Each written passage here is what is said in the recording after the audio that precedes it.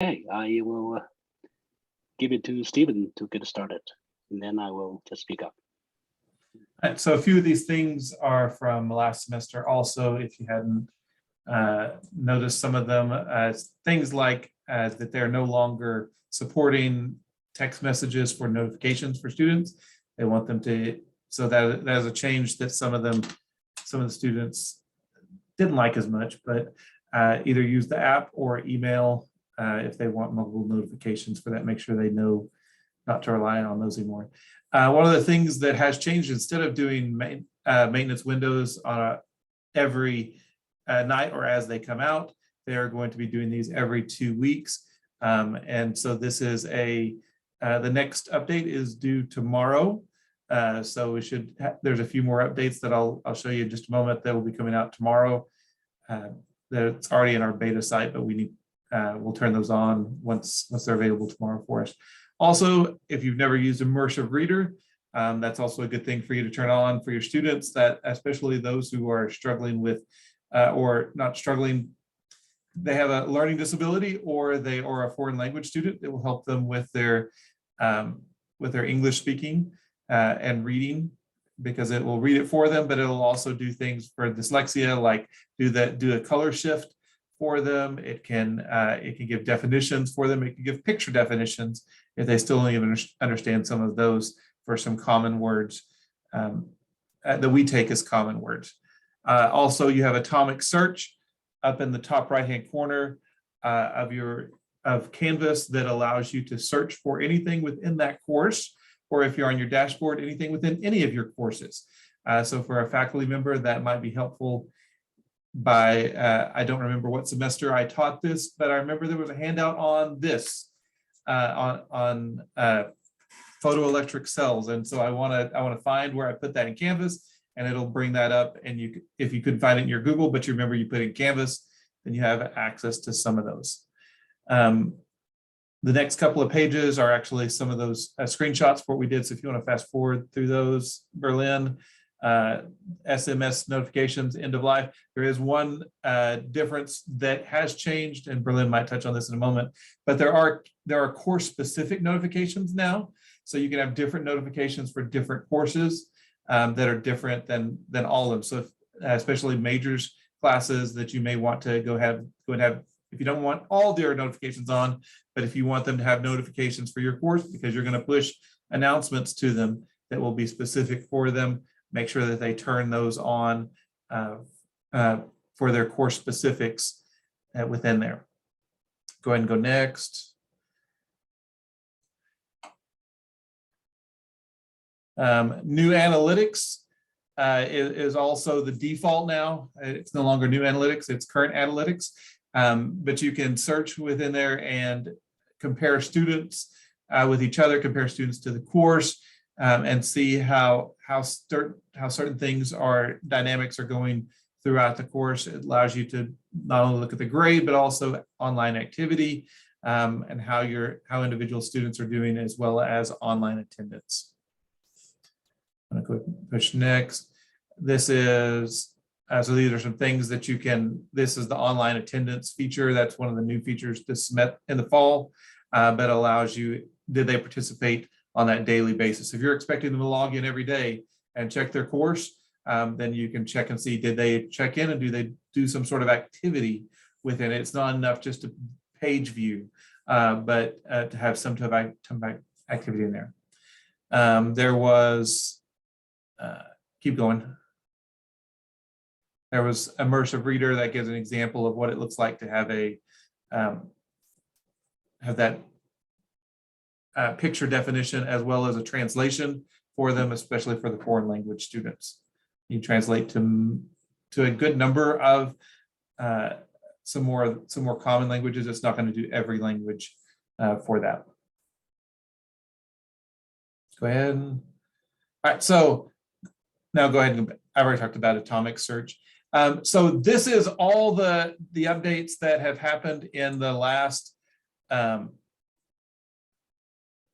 the fall. There's quite a few updates that have happened over the semester.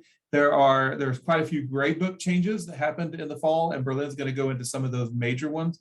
But just know that this is something that you can, if you want to come back to this, link, Berlin has a QR code at the end of this presentation to come back to this slide deck. I have inserted a link since Berlin started the presentation. So there's a link down there that you can go to that has a spreadsheet. It gives just a little one sentence summary of this. Some of these, especially, I'm going from newest to oldest. He clicked on the link for you. But this allows you to filter through and get some of those settings for what are some things that are going on. I want to try and keep that up to date and do it by semester so that you can filter out, here are some gradebook updates. Why is this happening? One of the things that's coming up tomorrow in the updates is the split name columns that you can now sort. That way you can sort by first name or last name.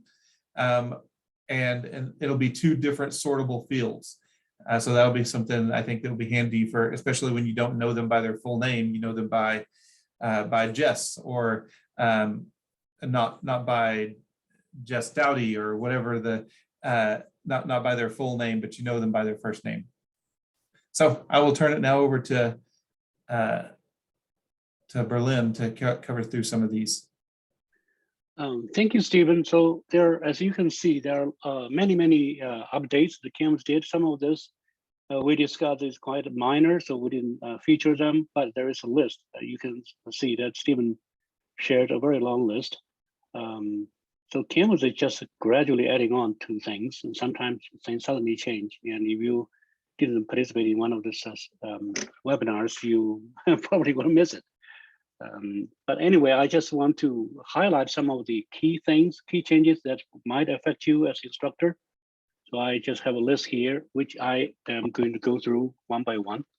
It's a quick overview of all these changes. It gives you an idea, but if you want to learn more about this, let me know. Okay, thanks, let us know. One of the changes that happened recently, actually January 15th, is that you can collapse the menus now. You see, if you click here, this course menu item will disappear. If you know what you're doing, you will just focus on the main thing on the page. So sometimes you're not careful, you click on it, you hide it, you don't know where to find it. To get it back, you click on it again, and it will be back. So anyway, the menus are now collapsible or expandable based on your need at the time. So that's a kind of interesting change. And also, another major change they pushed out recently is the accessibility warning. You probably have noticed when you're editing something, you will see the accessibility icon here. If you click on it, you can just make things more accessible. But many of us are not accessibility experts, and we don't know how to make things work. And the good thing about this warning is, if you click on it, you see this page has 22 issues. It is actually explaining what to do. You add a caption or things like that. It's quite a learning experience. Just go through one of your main pages and you will notice how much that needs to be added to make something really accessible. I'm surprised, okay, how many things. For instance, for tables even, you have to add a caption for tables, okay? I used to be doing this only for pictures, okay? Well, this is a very neat feature. If you just want to switch to your mobile phone to do certain things right now, it is very difficult to log in on your mobile phone to Canvas with all the notifications, the 14-day thing. Okay, that doesn't always work. So with this mobile login, you just scan the QR code and you are logged into to your Canvas without having to go through that. So a little bit convenience. So how do you do that? So you go to your picture. If you're logged into your computer, you click on your profile picture, and then you just see from the list, there's a QR for mobile login. And then it will say, share a QR code can give others immediate access. So don't share your QR code with others. It's for you to use, and you click on proceed and just say, do not do this in a very crowded public place. Other people can scan. So I don't know why people would need to hack into your Canvas, but you never know. So anyway, just proceed and you scan the QR code, and you will be logged into your Canvas course on your mobile phone. I tried this, it works, okay? It's exactly, I love that feature, I love that. And another thing, as Stephen shows, you can, in the past, notifications are global, okay? It's all or nothing. You set your notifications in your under your profile, and it applies to all the courses. Now you can granularly change notifications for one particular course. You can actually turn this off or on. Let me show you on the next page.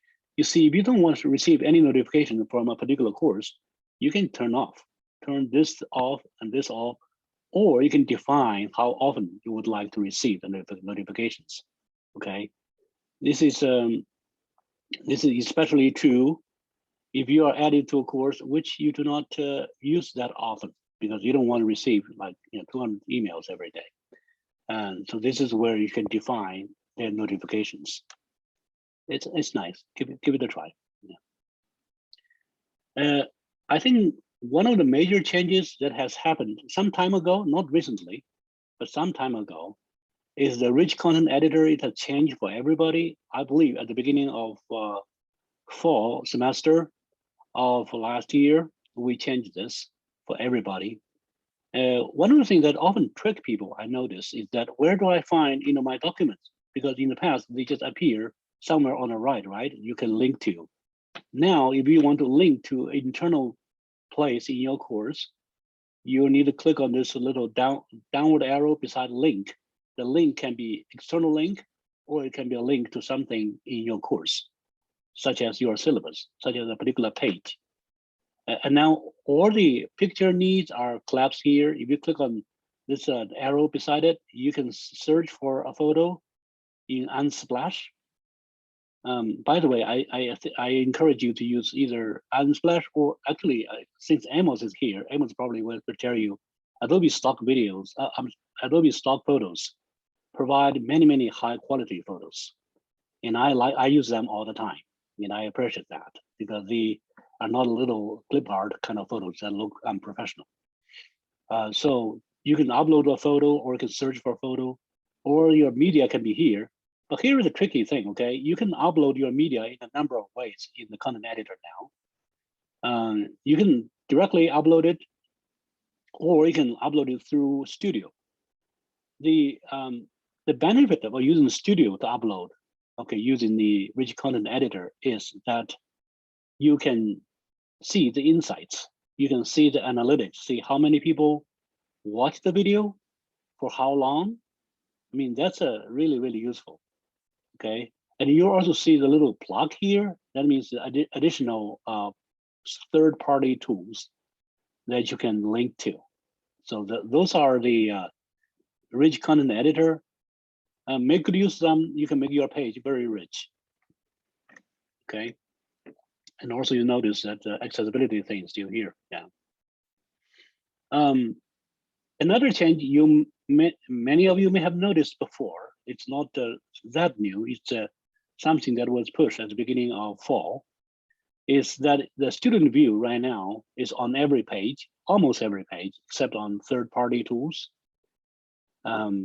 Student view is on every page, so on every page, if you want to see what students see, you can click on student view to see it there. It's kind of tricky at the beginning. It's shown by a pair of glasses and student view. But most of you probably figure that out right now, where to find it, because at the beginning, it's just on the course homepage or in settings. Yeah, now it's everywhere. A student view, however, does not work for a number of third-party things. For instance, you cannot use student view to view a Turnitin assignment because it's not authenticated to the Turnitin app.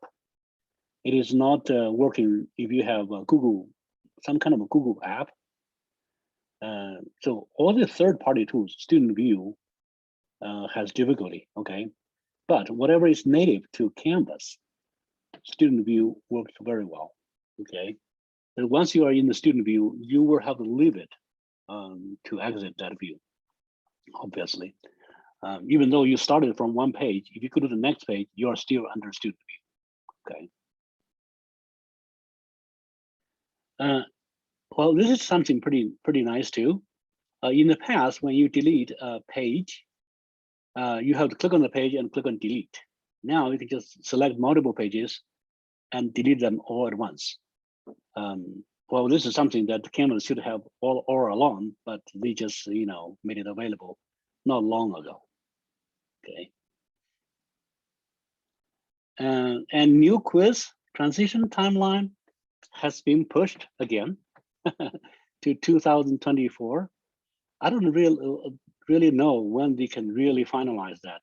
I mean, maybe when I retire, okay?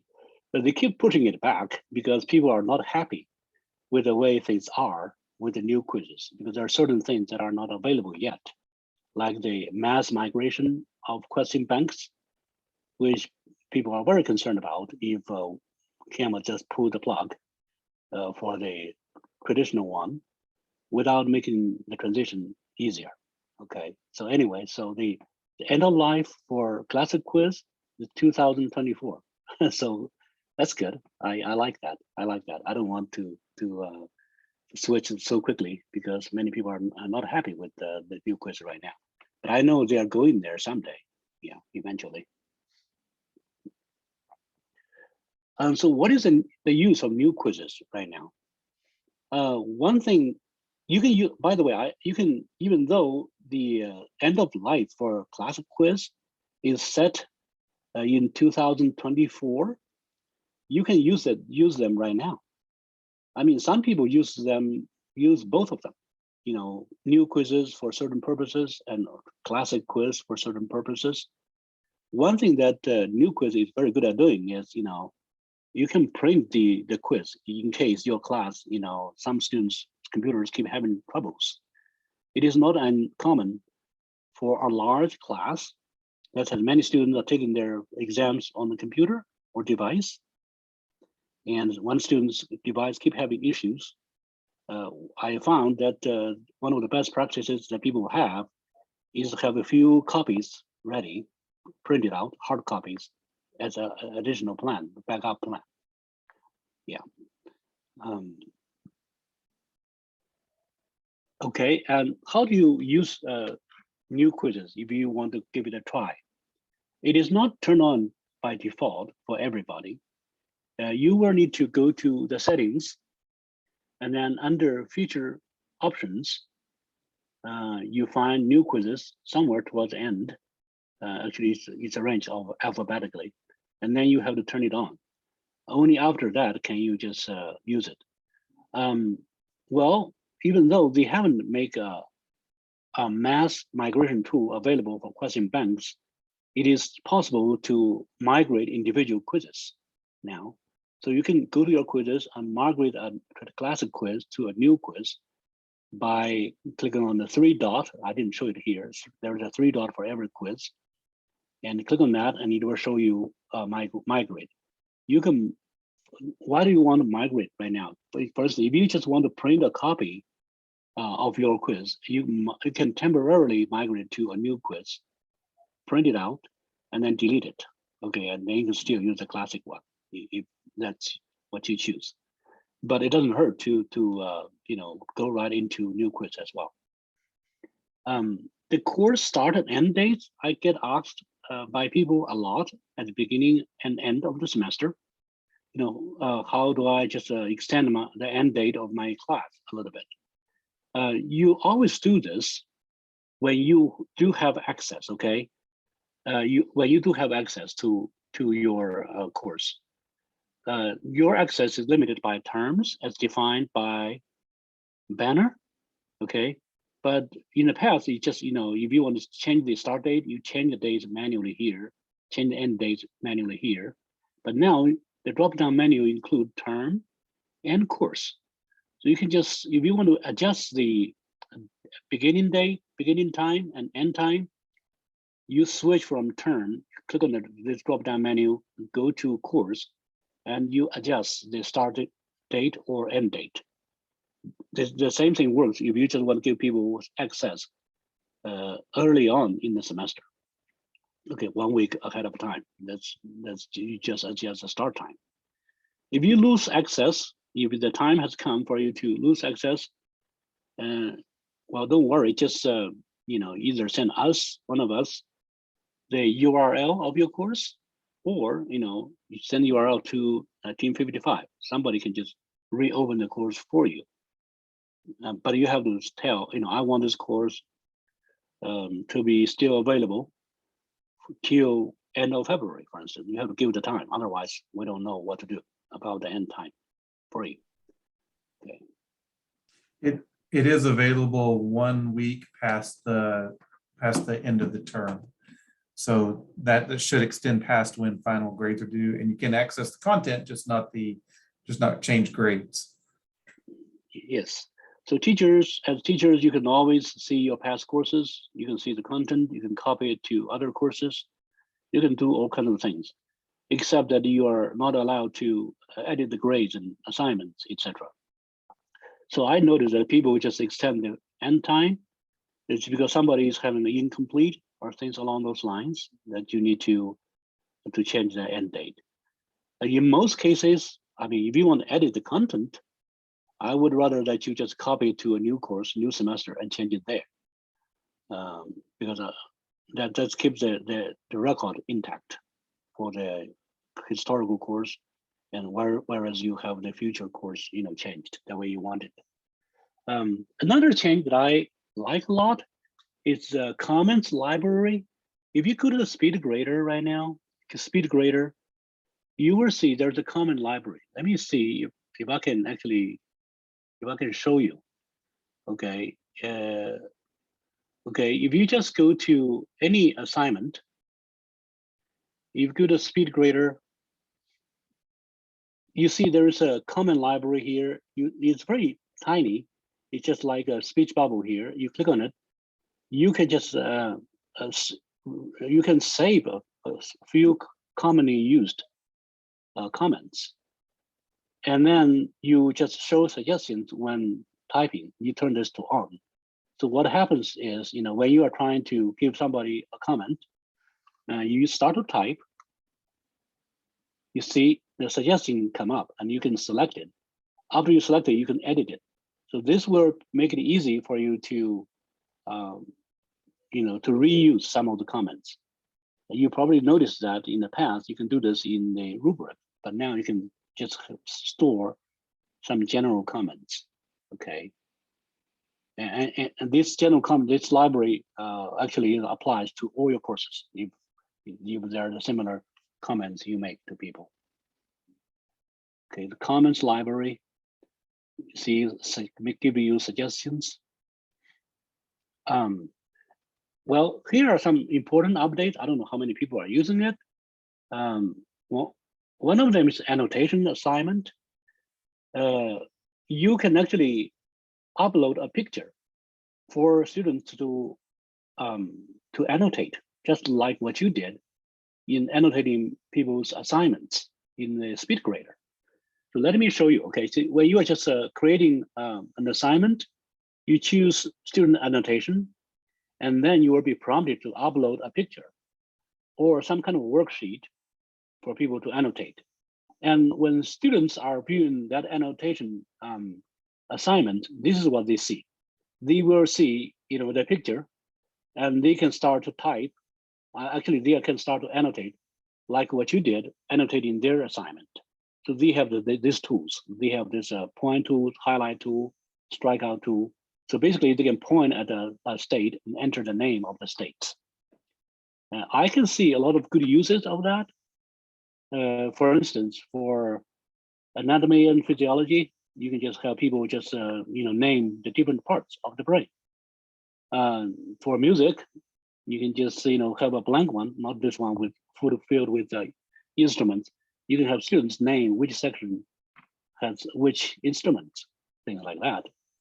And for Bible, you can have a map there And you can have blank one, doesn't have the words in it. Somehow, or you can just erase it or find a blank one. You can have students, annotate where things are, where some of the things are. So that's annotation. Another thing that I think they have changed is that when you choose file upload as the assignment submission type, when students are, in their view, submitting their assignments, they will see a use webcam option. In the past, you can upload a file. You can use Google Drive, Office 365, Studio, etc. You can upload a file, but now students can also use their webcam. This is especially useful if you want them to submit a picture to you, or scan a document to you that they write in hand. Okay. Say, for instance, if the students are using their mobile phone, using the Canvas app, they can just, take a picture of something and upload it. See, they can just scan a document on their desktop or on the, the physical desktop and upload it to you. So scanning. Okay. Another feature that I often see that what people often want to include is, if students just messed up with their assignment, submit a new one, you can reassign it. Okay, you can reassign it. What that does is, as long as the due date hasn't passed, if you reassign it, they will have the option to submit the assignment again. Okay, so that their old one doesn't count anymore. They will see when you push reassign assignment, it also appears on their to-do list, because some people just use their to-do list to manage their tasks. The reassignment does that. But of course, you can also make your assignment unlimited attempts. Then you have a list of versions from students' work. The latest version will be shown to you. That also works. Okay, here's one change that is welcomed by many. In the past, if students are late, you can automatically assign a late penalty, like 5% or 10% off for each day. If you just want to adjust that, if people give you an excuse, you have to grade it here first, grade it in SpeedGrader first, and then you go back to the go back to the gradebook to make changes. Now it can all be done within the SpeedGrader page. So basically, you click on the little pencil on the SpeedGrader page. You see there's a missing sign here. You can change the label to excused or none or late. Yeah. Okay, the last one, I believe. Can I go back with that also? This is something that's coming out. Now when you grade it and you had marked it as missing, it will automatically take off the missing. That's something that's coming out tomorrow. Yeah, I just find out that it is a good practice to set in the gradebook.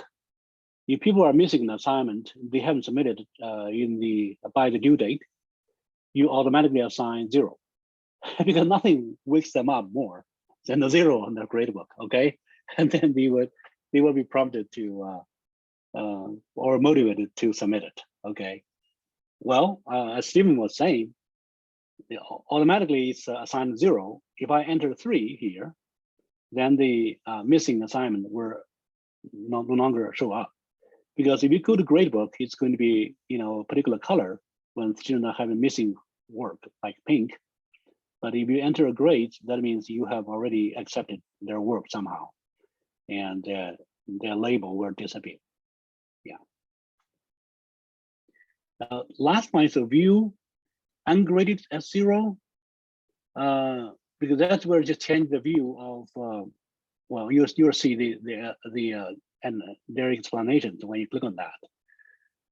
If ungraded things are 0, that will show you the picture of their total grades.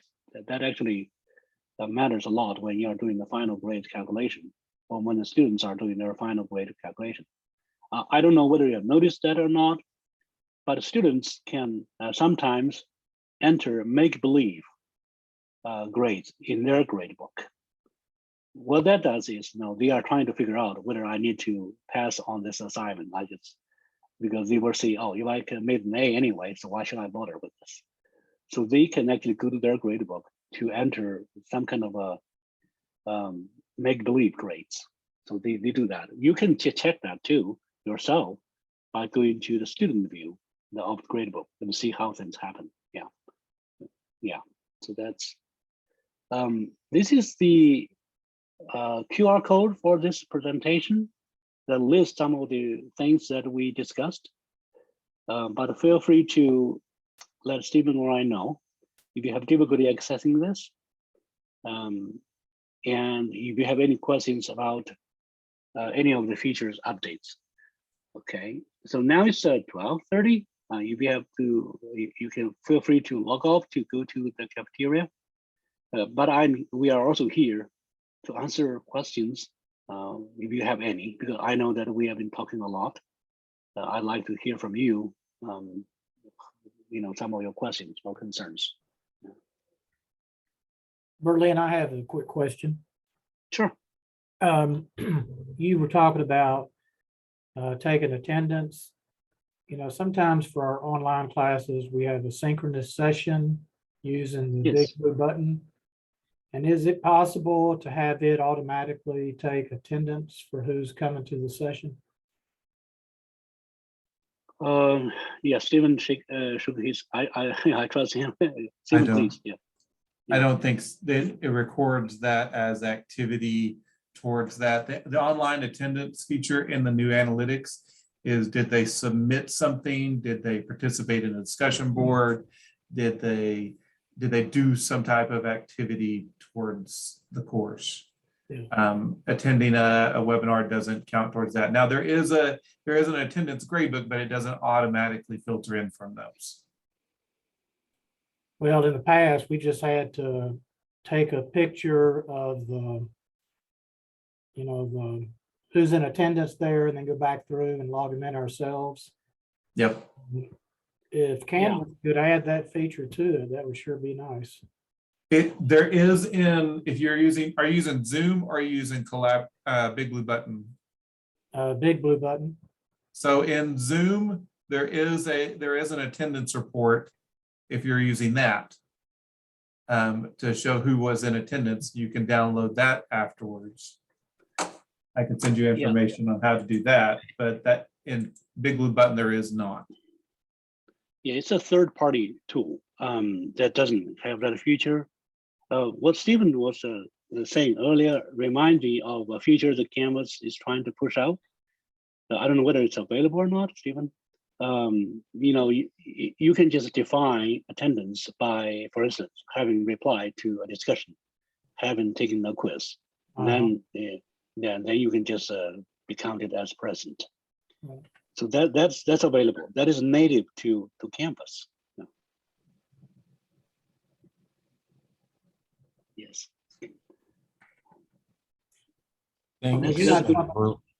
Thanks, Berlin and Stephen. Everything was pretty clear. I've got one question that has to do with something you mentioned, Berlin, the comment library. So am I right in thinking that library is tied to my account so that those comments can be accessible across classes, or are they contained within a particular class? That's a very good question. It is contained within your account. Your account. So you know what, I noticed that it can become annoying after you have taught many courses and the library accumulates. So my approach to this is I delete this comments at the end of the semester. If I see some of this I continue to use, I copy them somewhere to Google Doc. Okay, and I try to use it. Another approach that I use is to add the course ID at the beginning. And you use some kind of a code. For instance, I'm teaching, I teach adjunct for Dallas for a course, and I just tag my comments this way.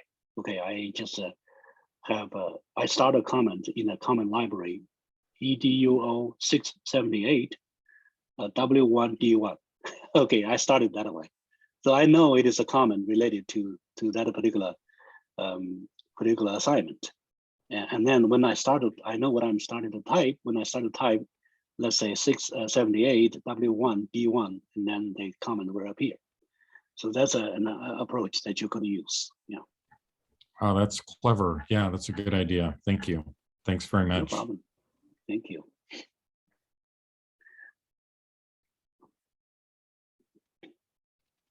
Well, anything else? We would like to thank you for participating. Hope you will make use some of these new features. Okay, some of these have been around for like a semester, but I haven't heard of people making active use of that. So probably you should be the first. So we'll see, and let us know if you discover something that is not working right, or if you need to discover something that we don't know about. Thank you, everyone. Thank you Who very Thanks, much. Berlin.